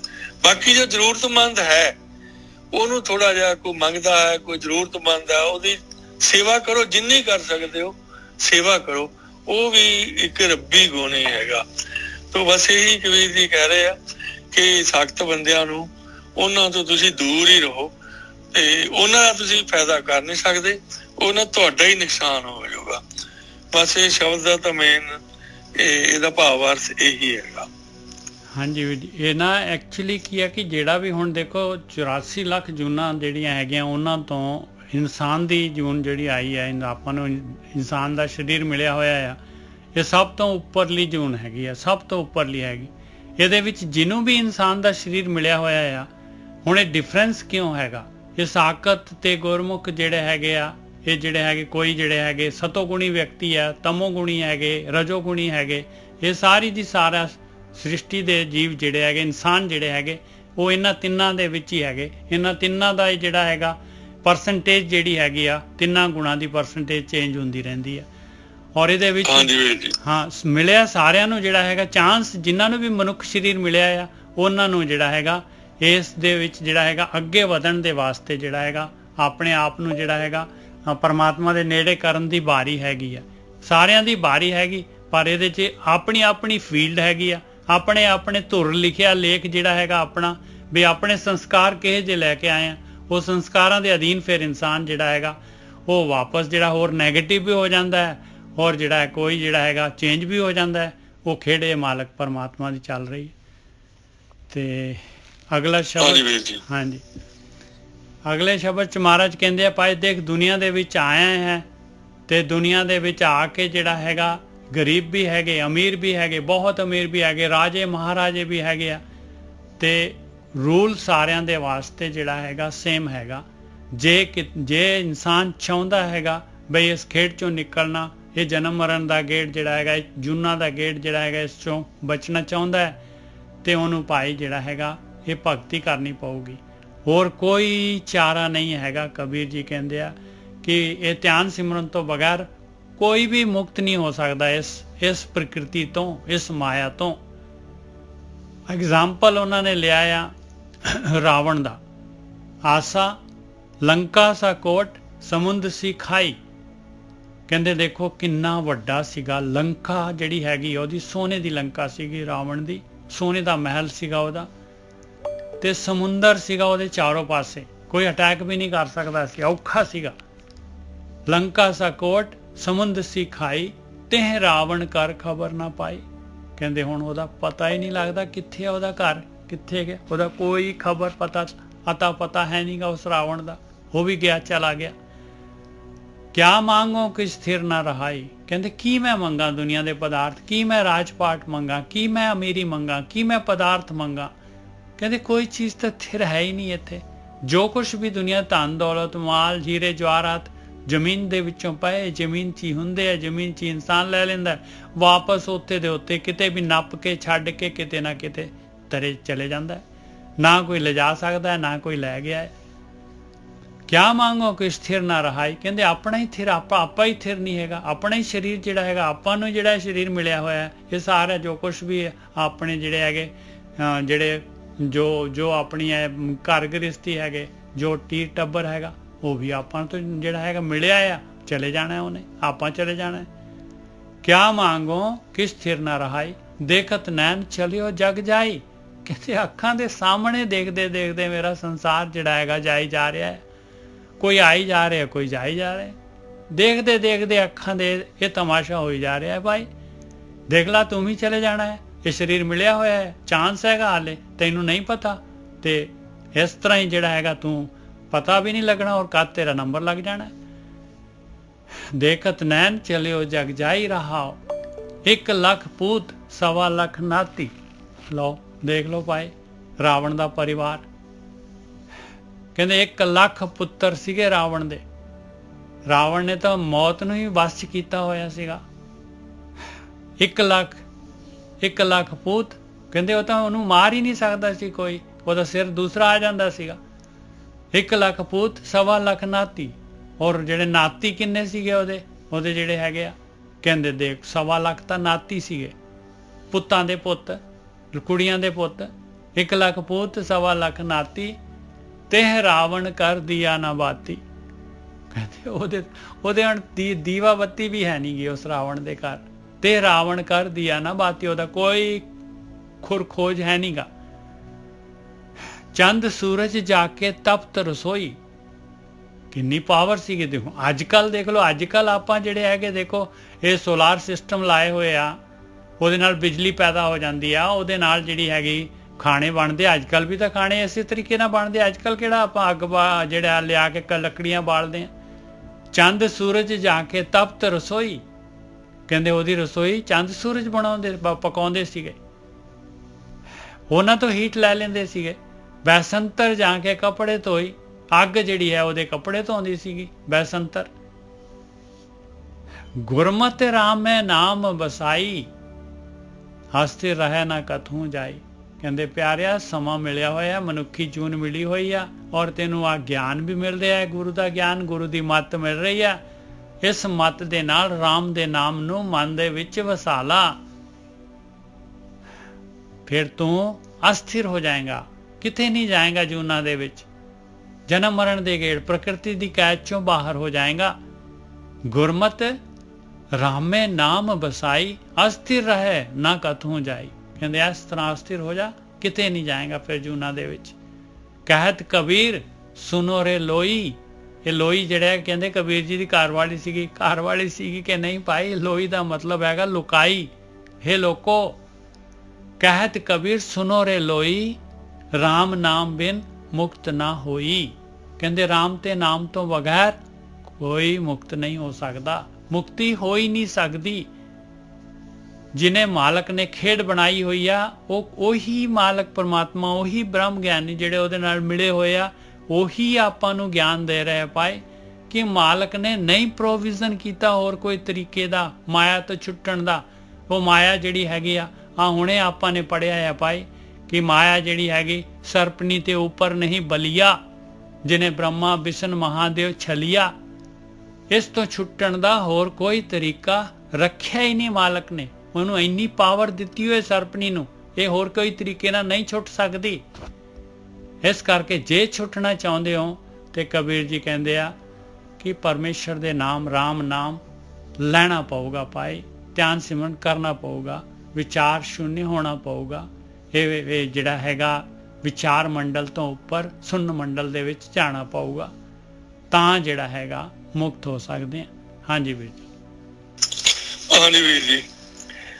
ਹਾਂਜੀ ਸੰਗਤ ਜੀ, ਇਹ ਸਾਰਾ ਸ਼ਬਦਾਂ ਦੇ ਰਾਹੀਂ ਜੋ ਸਾਨੂੰ ਗਿਆਨ ਦੇ ਰਹੇ ਆ, ਇਹ ਸਾਰਾ ਉਪਦੇਸ਼ ਆ ਸਾਨੂੰ ਕਿ ਅਸੀਂ ਆਪਣਾ ਜੀਵਨ ਕਿਸ ਤਰ੍ਹਾਂ ਬਚਾਉਣਾ ਗਾ, ਕਿਸ ਤਰ੍ਹਾਂ ਅਸੀਂ ਆਪਦਾ ਜੀਵਨ ਜਿਹੜਾ ਹੈਗਾ ਇਹਦਾ ਪਰਪਸ ਪੂਰਾ ਕਰਨਾ। ਇਹ ਜਿੰਨੇ ਵੀ ਉਪਦੇਸ਼ ਹੈਗੇ ਆ ਵਾਕਾਂ ਦੇ ਵਿੱਚ, ਉਹ ਸਾਡੇ ਵਾਸਤੇ ਆ। ਔਰ ਅੱਡੋ ਅੱਡੀ ਐਗਜ਼ਾਮਪਲਾਂ ਲੈ ਕੇ ਇਹ ਗੁਰੂ ਜੀ ਸਾਨੂੰ ਦੱਸ ਰਹੇ ਆ, ਕਬੀਰ ਜੀ, ਕਿ ਉਹਦੀ ਐਗਜ਼ਾਮਪਲਾਂ ਲੈ ਲੈ ਸਾਨੂੰ ਦੱਸ ਰਿਹਾ ਕਿ ਤੂੰ ਕੀ ਚੀਜ਼ ਆ। ਵੱਡੇ ਵੱਡੇ ਨਹੀਂ ਇੱਥੇ ਰਹੇ, ਜਿਵੇਂ ਇਹਦੇ ਵਿੱਚ ਵੀ ਦੱਸਿਆ ਹੈ ਗੁਰੂ ਜੀ ਨੇ ਕਿ ਵੀ ਜੋ ਵੀ ਆਕਾਰ ਹੈ, ਜੋ ਵੀ ਦਿਸਦਾ, ਜੋ ਵੀ ਆਕਾਰ ਰੂਪੀ ਮਾਇਆ ਹੈਗੀ ਆ, ਇਹ ਸਾਰੀ ਬਿਨਸਨਹਾਰ ਆ। ਤੋ ਗੁਰੂ ਜੀ ਨੇ ਕਈ ਮਤਲਬ ਤੁਕਾਂ ਬਾਣੀ ਦੀਆਂ ਆਉਂਦੀਆਂ, ਦ੍ਰਿਸ਼ਟਮਾਨ ਹੈ ਸਗਲ ਮਸੀਨਾ, ਜੋ ਦਿਸੇ ਸੋ ਬਿਨਸਨਹਾਰ। ਵੀ ਜਿਹੜੀ ਵੀ ਆਕਾਰ ਰੂਪ ਤੁਹਾਨੂੰ ਚੀਜ਼ ਦਿੰਦੀ ਹੈਗੀ ਆ, ਉਹਨੇ ਖਤਮ ਹੋ ਜਾਣਾ। ਵੀ ਜਦੋਂ ਖਤਮ ਹੀ ਹੋ ਜਾਣਾ ਜਿਹੜੀ ਚੀਜ਼ ਨੇ, ਉਹਨੂੰ ਲੈ ਕੇ ਕੀ ਕਰਨਾ ਫਿਰ। ਤੋ ਇਹ ਦੇ ਰਹੇ ਆ ਕਿ ਜਿਵੇਂ ਪਹਿਲਾਂ ਕਬੀਰ ਜੀ ਨੇ ਇਹਦੇ ਵਿੱਚ ਰਾਵਣ ਦੀ ਐਗਜ਼ਾਮਪਲ ਲਈ ਆ ਕਿ ਰਾਵਣ ਮਤਲਬ ਇੰਨਾ ਵੱਡਾ ਰਾਜਾ ਸੀ, ਇੰਨਾ ਤਾਕਤਵਰ ਸੀ, ਉਹਨੇ ਮਤਲਬ ਭਗਤੀ ਕਰਕੇ ਆਪਣੇ ਕਾਲ ਨੂੰ ਵੀ ਬਸ ਵਿੱਚ ਕੀਤਾ ਸੀ। ਕਹਿੰਦੇ ਸੀ ਕਿ ਆਪਦੇ ਮੰਜੇ ਦੇ ਪਾਵੇ ਨਾਲ ਉਹਨੇ ਕਾਲ ਬੰਨਿਆ ਹੋਇਆ, ਔਰ ਉਹਦੇ ਇੰਨੇ ਤਾਕਤ, ਇੰਨੇ ਪਾਵਰਫੁਲ ਹੋਣ ਦੇ ਨਾਲ ਹੀ ਉਹ ਓਡਾ ਵੱਡਾ ਹੀ ਹੰਕਾਰੀ ਸੀ, ਹੰਕਾਰ ਕਰਕੇ ਹੀ ਮਰਿਆ ਉਹ। ਤੇ ਉਹਦਾ ਕਿਲਾ ਸੀ ਜਿਹੜਾ, ਉਹ ਸੋਨੇ ਦੀ ਲੰਕਾ, ਕਿੰਨਾ ਤਾਕਤਵਰ ਹੋਏਗਾ। ਤੋ ਕੁਦਰਤੀ ਜੋ ਆਸੇ ਪਾਸੇ ਸਮੁੰਦਰ ਸੀ, ਉਹਦੀ ਖਾਈ ਸੀਗੀ, ਕੋਈ ਕਿਵੇਂ ਆ ਸਕਦਾ ਸਮੁੰਦਰ ਪਾਰ ਕਰਕੇ ਆਵੇ ਤਾਂ ਆਵੇ। ਤੇ ਉਹੀ ਉਹਦੇ ਘਰ ਦੇ ਵਿੱਚ ਅੱਜ ਕੀ ਹੋ ਗਿਆ ਕਿ ਕੋਈ ਖਬਰ ਹੀ ਨਹੀਂ ਕਿ ਰਾਵਣ ਉਹਦਾ ਘਰ ਕਿੱਥੇ ਸੀ, ਲੰਕਾ ਕਿੱਥੇ ਸੀ। ਆ ਹੁਣ ਤਾਂ ਨਾਂ ਵੀ ਚੇਂਜ ਕਰਤਾ ਲੰਕਾ ਦਾ, ਤੋ ਨਾਂ ਨਿਸ਼ਾਨ ਹੀ ਮਿਟ ਗਿਆ ਮਤਲਬ ਉਹਦਾ। ਤੋ ਫਿਰ ਉਹਦੀ ਪੰਕਤੀ ਵਿੱਚ ਕਹਿੰਦੇ ਆ ਕਿ ਸਾਨੂੰ ਮਤਲਬ ਉਹ ਉਪਦੇਸ਼ ਦੇ ਰਹੇ ਆ ਕਿ ਕਿਆ ਮੰਗੂ ਕਿਸ ਥਿਰ ਨਾ ਰਹਾਈ, ਦੇਖਤ ਨੈਣ ਚੱਲਿਓ ਜਗ ਜਾਈ। ਉਹ ਭਾਈ ਭਲਿਆ ਮਾਨਸਾ ਸਾਨੂੰ ਜੀਵ ਨੂੰ ਕਹਿ ਰਿਹਾ ਕਿ ਤੂੰ ਆਪਦੀ ਅੱਖਾਂ ਦੇ ਸਾਹਮਣੇ ਦੇਖ ਰਿਹਾ ਗਾ, ਤੇਰੇ ਦੇਖਦੇ ਦੇਖਦੇ ਕਿੰਨੇ ਬੰਦੇ ਅਮੀਰ ਤੋਂ ਗਰੀਬ ਹੋ ਗਏ, ਉਹਨਾਂ ਦੀ ਸਾਰੀ ਪ੍ਰਾਪਰਟੀ ਖਤਮ ਹੋ ਗਈ, ਔਰ ਪ੍ਰਾਪਰਟੀ ਦਾ ਖਤਮ ਹੋਈ, ਬੰਦੇ ਹੀ ਚਲੇ ਗਏ। ਤੇਰੇ ਮਾਂ ਪਿਓ ਅੱਜ ਕਿੱਥੇ ਆ, ਤੇਰੇ ਰਿਸ਼ਤੇਦਾਰ ਕਿੱਥੇ ਆ। ਜਦੋਂ ਬੰਦੇ ਨਹੀਂ ਰਹੇ ਤਾਂ ਪ੍ਰਾਪਰਟੀ ਤੋਂ ਕੀ ਕਰਾਉਣਾ ਗਾ। ਵੀ ਤੈਨੂੰ ਇਹ ਸਬਕ ਸਿੱਖਣਾ ਚਾਹੀਦਾ ਕਿ ਤੇਰੀ ਪ੍ਰਾਪਰਟੀ ਵੀ ਨਹੀਂ ਰਹਿਣੀ ਗੀ ਤੇ ਤੂੰ ਵੀ ਨਹੀਂ ਰਹਿਣਾ ਇੱਥੇ, ਤੇ ਫਿਰ ਮੈਂ ਮੰਗਾਂ ਕੀ ਇੱਥੇ, ਮੰਗਾਂ ਕੀ ਇੱਥੇ। ਤੋ ਇਸ ਵਾਸਤੇ ਇੱਕੋ ਹੀ ਚੀਜ਼ ਅਸੀਂ ਮੰਗਣੀ ਆ ਕਿ ਨਾਮ ਮੰਗਣਾ, ਪ੍ਰਮਾਤਮਾ ਦਾ ਨਾਮ ਮੰਗਣਾ। ਨਾਮ ਲੈ ਕੇ ਹੀ ਅਸੀਂ ਮਤਲਬ ਪ੍ਰਮਾਤਮਾ ਤੋਂ ਸਾਡਾ ਪਰਪਸ ਪੂਰਾ ਹੋ ਸਕਦਾ। ਕੋਈ ਵੀ ਚੀਜ਼ ਅਸੀਂ ਮੰਗਾਂਗੇ ਉਹਨੇ ਖਤਮ ਹੋ ਜਾਣੀ ਹੈ। ਅਗਰ ਅਸੀਂ ਕੋਈ ਹੋਰ ਵਾਸਨਾ ਵੀ ਪੂਰੀ ਕਰੀਏ, ਉਹ ਵੀ ਖਤਮ ਹੋ ਜਾਣੀ ਹੈ, ਉਹ ਤੁਹਾਡੀ ਤ੍ਰਿਪਤੀ ਪੂਰੀ ਹੋਣੀ ਨਹੀਂ। ਇਸ ਕਰਕੇ ਸਾਡੀ ਆਤਮਾ ਦੀ ਜੋ ਮੰਗ ਹੈਗੀ ਆ, ਉਹ ਇੱਕੋ ਹੀ ਹੋਣੀ ਚਾਹੀਦੀ ਆ ਕਿ ਅਸੀਂ ਪ੍ਰਮਾਤਮਾ ਤੋਂ ਪ੍ਰਮਾਤਮਾ ਦਾ ਨਾਮ ਮੰਗੀਏ। ਅਗਰ ਅਸੀਂ ਪ੍ਰਮਾਤਮਾ ਦਾ ਨਾਮ ਮੰਗਾਂਗੇ ਤਾਂ ਨਾਮ ਦੇ ਨਾਲ ਅਸੀਂ ਪ੍ਰਮਾਤਮਾ ਦੇ ਨਾਲ ਜੁੜ ਜਾਵਾਂਗੇ। ਤੋ ਇਹੀ ਇਹਦੇ ਬਾਗ ਦੇ ਵਿੱਚ ਉਪਦੇਸ਼ ਦੇ ਰਹੇ ਆ। ਤੋ ਅਗਲੇ ਦੇ ਵਿੱਚ ਫਿਰ ਹੋਰ ਐਗਜ਼ਾਮਪਲ ਦੇ ਰਹੇ ਆ, ਉਸੇ ਨੂੰ ਵਧਾ ਰਹੇ ਆ ਗਾਹਾਂ ਰਾਵਣ ਨੂੰ, ਕਿ ਉਹਦਾ ਐਡਾ ਵੱਡਾ ਪਰਿਵਾਰ ਸੀ, 1 ਲੱਖ ਪੂਤ 1.25 ਲੱਖ ਪਾਤੀ ਨਾਤੀ, ਤੇ ਰਾਵਣ ਕਰਦੀ ਆ ਨਵਾਤੀ। ਵੀ ਉਹਦਾ ਤਾਂ ਸਾਰਾ ਉੱਜੜ ਗਿਆ, ਖਤਮ ਹੋ ਗਿਆ। ਜਦੋਂ ਘਰ ਹੀ ਨਹੀਂ ਤੇ ਉੱਥੇ ਦੀਵਾ ਬੱਤੀ ਕਿੱਥੇ ਹੋਣਾ। ਤੇ ਦੇ ਰਹੇ ਆ ਵੀ ਤੂੰ ਮਤਲਬ ਕਿਹੜੇ ਬਾਗ ਦੀ ਮੂਲੀਆਂ, ਤੂੰ ਕਿੱਥੇ ਤੁਰਿਆ ਫਿਰਦਾ ਗਾ। ਵੀ ਜਿਹੜੇ ਏਡੇ ਵੱਡੇ ਵੱਡੇ ਰਾਜੇ, ਜਿਨ੍ਹਾਂ ਦੇ ਮਤਲਬ ਰਾਜ ਕਦੇ ਖਤਮ ਨਹੀਂ ਹੋ ਸਕਦਾ। ਅੰਗਰੇਜ਼ਾਂ ਦਾ ਰਾਜ ਹੀ ਦੇਖ ਲਓ ਕਿ ਜਿੱਥੇ ਵੀ ਅੰਗਰੇਜ਼ ਪੂਰੀ ਦੁਨੀਆ ਦੇ ਵਿੱਚ, ਉਹਨਾਂ ਦਾ ਜਿਹੜਾ ਕਹਿੰਦੇ ਆ ਵੀ ਸੂਰਜ ਨਹੀਂ ਸੀ ਛਿਪਦਾ ਗਾ। ਇੱਥੇ ਅਮਰੀਕਾ ਕੈਨੇਡਾ ਵਿੱਚ ਵੀ ਉਹਨਾਂ ਦਾ ਰਾਜ ਸੀਗਾ, ਤੇ ਪੂਰੇ ਏਸ਼ੀਆ ਵਿੱਚ ਉਹਨਾਂ ਦਾ ਰਾਜ ਸੀ। ਕਿੱਥੇ ਗਿਆ ਰਾਜ? ਖਤਮ ਹੋ ਗਿਆ। ਵੀ ਤੂੰ ਜੀਵ ਨੂੰ ਗਿਆਨ ਦੇ ਰਿਹਾ ਇਨਸਾਨ ਨੂੰ ਕਿ ਤੂੰ ਤਾਂ ਕੋਈ ਚੀਜ਼ ਹੈ ਹੀ ਨਹੀਂ, ਕੁਛ ਵੀ ਨਹੀਂ ਹੈਗਾ ਤੂੰ ਤਾਂ, ਵੀ ਤੂੰ ਤਾਂ ਇੱਕ ਮਤਲਬ ਇੱਕ ਜਰਾ ਵੀ ਨਹੀਂ ਹੈਗਾ। ਤੂੰ ਕਿਸ ਚੀਜ਼ ਦਾ ਮਾਣ ਕਰਦਾ, ਕਿਹੜੇ ਚੱਕਰਾਂ 'ਚ ਪਿਆ, ਕੀ ਤੂੰ ਇਹ ਜ਼ਹਿਰ ਮਾਇਆ ਇਕੱਠੀ ਕਰ ਰਿਹਾਗਾ, ਇਹਨੇ ਤੈਨੂੰ ਨੁਕਸਾਨ ਕਰਨਾ, ਨਾ ਤੇਰੇ ਕੋਲ ਰਹਿਣੀ ਹੈ, ਤੂੰ ਹੀ ਨਹੀਂ ਰਹਿਣਾ ਇੱਥੇ, ਮਾਇਆ ਕਿੱਥੇ ਰਹਿਣੀ ਹੈ। ਇਸ ਕਰਕੇ ਤੂੰ ਬਸ ਪਰਮਾਤਮਾ ਨਾਲ ਜੁੜ ਔਰ ਆਪਦਾ ਜੀਵਨ ਸਫਲ ਕਰ। ਫਿਰ ਉਸੇ ਦੀ ਵੀ ਫੇਰ ਵਧਾ ਰਹੇ ਆ ਗੁਰੂ ਜੀ, ਚੰਦ ਸੂਰਜ ਜਾ ਕੇ ਤਪਤ ਰਸੋਈ, ਬਸੰਤਰ ਜਾ ਕੇ ਕੱਪੜੇ ਧੋਈ। ਦੇਖੋ ਚੰਦ ਸੂਰਜ ਨਾਲ ਉਦੋਂ ਵੀ ਮਤਲਬ ਇੰਨੀ ਸਾਇੰਸ ਸੀਗੀ, ਇਹ ਮਤਲਬ ਦੁਆਪਰ ਦੀ ਗੱਲ ਹੋ ਰਹੀ ਆ ਕਿ ਆ ਸੋਲਰ એનર્ਜੀ ਨਾਲ ਹੀ ਉਹ એનર્ਜੀ ਲੈ ਕੇ ਤੇ ਉਹਦੀ ਜੋ ਰਸੋਈ ਹੈਗੀ ਆ ਉਹ ਚੱਲਦੀ ਸੀ। ਇੰਨਾ ਮਤਲਬ ਐਡਵਾਂਸ ਸੀ ਉਦੋਂ ਜ਼ਮਾਨਾ। ਬਸੰਤਰ ਜਾ ਕੇ ਕੱਪੜੇ ਧੋਈ, ਉਹ ਅੱਗ ਦੇ ਨਾਲ ਪਤਾ ਨਹੀਂ ਕਿਵੇਂ ਮਸ਼ੀਨਾਂ ਵਗੈਰਾ ਚਲਾਉਂਦੇ ਹੋਣਗੇ, ਉਹਦੇ ਵਿੱਚ ਕੱਪੜੇ ਪਾ ਕੇ ਧੋਂਦੇ ਹੋਣਗੇ। ਮਤਲਬ ਕਿੰਨਾ ਐਡਵਾਂਸ ਸੀਗਾ ਉਹ ਉਦੋਂ, ਕਿੰਨਾ ਐਡਵਾਂਸ ਸੀ। ਹੁਣ ਨਾਲੋਂ ਵੀ ਐਡਵਾਂਸ ਆਪਾਂ ਕਹਿ ਸਕਦੇ ਹਾਂ। ਤੇ ਚੌਥੇ ਪਦੇ ਵਿੱਚ ਗੁਰੂ ਜੀ ਕਹਿ ਰਹੇ ਆ ਬਸ ਇੱਕੋ ਹੀ ਆ ਤੇਰੇ ਵਾਸਤੇ, ਇੱਕੋ ਹੀ ਰਸਤਾ ਹੈ, ਗੁਰਮਤਿ ਰਾਮੇ ਨਾਮ ਬਸਾਈ, ਅਸਥ ਰਹੇ ਨ ਕਥੋਂ ਜਾਈ। ਵੀ ਜੋ ਵੀ ਮਾਇਆ ਹੈ, ਜੋ ਵੀ ਆਕਾਰ ਰੂਪ ਤੈਨੂੰ ਦਿਸ ਰਿਹਾ ਹੈ, ਜਾਂ ਜੋ ਵੀ ਤੂੰ ਤੇਰੇ ਕੋਲ ਹੈ ਜਾਂ ਤੂੰ ਪ੍ਰਾਪਤ ਕਰਨਾ ਚਾਹਣਾਗਾ, ਉਹ ਅਸਥਿਰ ਨਹੀਂ ਹੈ, ਉਹ ਤਾਂ ਖਤਮ ਹੋ ਰਿਹਾ। ਦਿਨ ਬਾ ਦਿਨ ਉਹ ਚੀਜ਼ ਮਰ ਰਹੀ ਆ, ਖਤਮ ਰਹੀ ਆ, ਸਾਰੀ ਚੀਜ਼ ਖਤਮ ਹੀ ਹੋ ਰਹੀ ਆ। ਤੇ ਉਹਦੇ ਨਾਲ ਮੋਹ ਕਾਹਦਾ ਪਾਉਣਾਗਾ? ਵੀ ਤੂੰ ਉਹ ਚੀਜ਼ ਪ੍ਰਾਪਤ ਕਰ ਕਿ ਜੋ ਤੂੰ ਆਪ ਵੀ ਅਸਥਿਰ ਹੋ ਜਾਏ ਔਰ ਜਿਹੜੀ ਚੀਜ਼ ਤੈਨੂੰ ਮਿਲੇ ਉਹ ਵੀ ਅਸਥਿਰ ਹੋ ਜਾਏ। ਮਤਲਬ ਕੋਈ ਸੱਚ ਨੂੰ ਤੂੰ ਪ੍ਰਾਪਤ ਕਰ, ਫੇਰ ਹੀ ਤੇਰਾ ਜਿਹੜਾ ਪਰਪਸ ਹੈ ਜ਼ਿੰਦਗੀ ਦਾ ਉਹ ਪੂਰਾ ਹੋ ਸਕਦਾ। ਉਹਦੇ ਵਾਸਤੇ ਗੁਰਮਤ, ਗੁਰੂ ਦੀ ਮੱਤ, ਗੁਰੂ ਦਾ ਉਪਦੇਸ਼ ਉਹ ਲੈਣਾ ਪਊਗਾ। ਗੁਰੂ ਦੇ ਉਪਦੇਸ਼ ਅਨੁਸਾਰ ਤੈਨੂੰ ਰਾਮ ਦੇ ਨਾਮ ਦੀ ਕਮਾਈ ਕਰਨੀ ਪਊਗੀ। ਜਦੋਂ ਰਾਮ ਦੇ ਨਾਮ ਦੀ ਕਮਾਈ ਤੂੰ ਕਰੇਗਾ ਔਰ ਤੇਰੇ ਮਨ ਵਿੱਚ ਨਾਮ ਵਸ ਜਾਏਗਾ, ਫਿਰ ਤੂੰ ਅਸਥਿਰ ਹੋ ਜਾਏਗਾ। ਫਿਰ ਤੂੰ ਕਿਤੇ ਨਹੀਂ ਮਰੇਗਾ, ਨਹੀਂ ਤੂੰ ਖਤਮ ਨਹੀਂ ਹੋਵੇਗਾ, ਨਾ ਡੀਂਗ ਨਾ ਡੋਲੇਗਾ ਤੂੰ, ਤੇ ਬਸ ਫਿਰ ਤੂੰ ਇੱਕ ਪ੍ਰਮਾਤਮਾ ਹੀ ਬਣ ਜਾਏਗਾ ਔਰ ਹਮੇਸ਼ਾ ਵਾਸਤੇ ਤੇਰਾ ਜੰਮਣ ਮਰਨ ਖਤਮ ਹੋ ਕੇ ਤੂੰ ਹਮੇਸ਼ਾ ਅੰਮ੍ਰਿਤ ਪੀ ਕੇ ਸਾਧ ਜੀਵਨ ਹੋ ਜਾਏਗਾ। ਤੂੰ ਕਦੇ ਵੀ ਨਹੀਂ ਮਰੇਗਾ। ਤੇ ਇਹੀ ਸਾਡਾ ਪਰਪਸ ਹੈਗਾ। ਇਸ ਐਗਜ਼ਾਮਪਲ ਦੇ ਕੇ ਕਹਿ ਰਿਹਾ ਕਿ ਤੇਰਾ ਰਾਮ ਨਾਮ ਤੋਂ ਬਿਨਾਂ ਛੁਟਕਾਰਾ ਨਹੀਂ ਹੈਗਾ ਕੋਈ। ਇੱਕੋ ਹੀ ਰਸਤਾ ਤੇਰੇ ਵਾਸਤੇ ਵੀ ਤੂੰ ਗੁਰੂ ਦੇ ਲੜ ਲੱਗ, ਗੁਰੂ ਦਾ ਉਪਦੇਸ਼ ਲੈ ਕੇ ਉਪਦੇਸ਼ ਅਨੁਸਾਰ ਨਾਮ ਦੀ ਕਮਾਈ ਕਰ। ਕਹਿਤ ਕਬੀਰ ਸੁਨੋ ਰੇ ਲੋਈ, ਰਾਮ ਨਾਮ ਬਿਨ ਮੁਕਤ ਨਾ ਹੋਈ। ਤੋ ਕਬੀਰ ਜੀ ਦੁਨੀਆ ਨੂੰ ਇਹ ਉਪਦੇਸ਼ ਦੇ ਰਹੇ ਆ ਵੀ ਚੰਗੀ ਤਰ੍ਹਾਂ ਸੁਣ ਲਓ, ਮੈਂ ਕਹਿ ਰਿਹਾ ਤੁਹਾਨੂੰ, ਇਹ ਮੈਂ ਸੱਚ ਕਹਿ ਰਿਹਾ ਕਿ ਰਾਮ ਨਾਮ ਤੋਂ ਬਿਨਾ ਤੇਰਾ ਛੁਟਕਾਰਾ ਹੀ ਨਹੀਂ ਹੋਣਾਗਾ। ਸਿਰਫ ਰਾਮ ਨਾਮ ਇੱਕੋ ਹੀ ਰਸਤਾ ਹੈਗਾ, ਇੱਕੋ ਹੀ ਚੀਜ਼ ਹੈਗੀ ਆ। ਉਹ ਰਸਤੇ ਤੇ ਚੱਲ ਕੇ ਤੈਨੂੰ ਉਹ ਚੀਜ਼ ਪੂਰੀ ਕਰਨੀ ਪਊਗੀ ਔਰ ਫੇਰ ਹੀ ਤੂੰ ਇਹ ਜੋ ਵਿਸ਼ਿਆਰ ਦੁਨੀਆ ਹੈਗੀ ਆ ਇਹਦੇ ਤੋਂ ਫੇਰ ਹੀ ਮੁਕਤੀ ਪ੍ਰਾਪਤ ਕਰ ਸਕਦੇ, ਆਪਦਾ ਜੰਮਣ ਮਰਨ ਕੱਟ ਸਕਦਾ। ਕਿ ਬਸ ਇੱਕੋ ਹੀ ਇਹਦੇ ਵਿੱਚ ਉਪਦੇਸ਼, ਹਰ ਇੱਕ ਪਿਛਲੇ ਸ਼ਬਦਾਂ ਵਿੱਚ ਵੀ ਇਹੀ ਉਪਦੇਸ਼ ਸੀਗਾ ਕਿ ਰਾਮ ਨਾਮ ਬਿਨਾਂ ਨਹੀਂ ਛੁਟਕਾਰਾ। ਕਿ ਸਾਨੂੰ ਇਹ ਜਿੰਨੀ ਜਲਦੀ ਤੋਂ ਜਲਦੀ, ਅੱਜ ਤੋਂ ਹੀ ਜਿੰਨੀ ਥੋੜੀ ਉਮਰ ਹੋ ਜਾਏ ਉਹ ਸੌਖਾ ਹੋ ਜਾਂਦਾ।